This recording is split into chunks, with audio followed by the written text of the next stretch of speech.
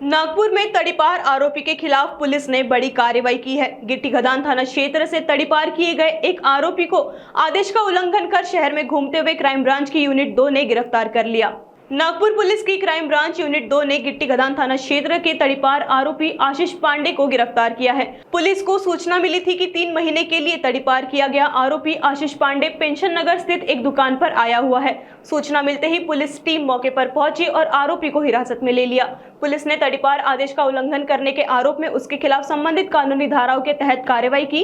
इसके बाद आरोपी को आगे की कानूनी कार्रवाई के लिए गिट्टी खदान पुलिस थाने के सुपुर्द कर दिया गया है। इस संबंध में नया मामला भी दर्ज किया गया है। पोलीस ठाणे गिट्टी खदान हद्दीमधील पेंशन नगर या ठिकाणी वास्तव्यास असलेला रेकॉर्डवरील आरोपी आशिष लोकनारायण पांडे वय 34 वर्ष हा याला 3 महिन्यांकरता तडीपार करण्यात आलेले आहे।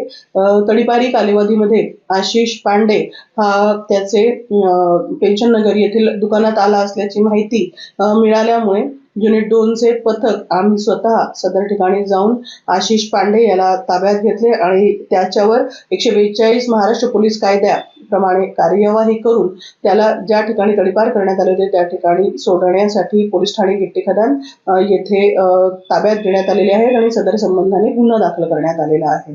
जो तडीपार आरोपी आहे त्याच्यावर कशा प्रकारचे गुन्हे आहेत आणि केव्हापासून तो तडीपार होता, इथे केव्हा आला होता, कशा करता आला होता काय माहिती आहे? तडीपार आरोपी हा बॉडी ऑफेंडर शरीराविरुद्धचे गुन्हे करणारा आहे।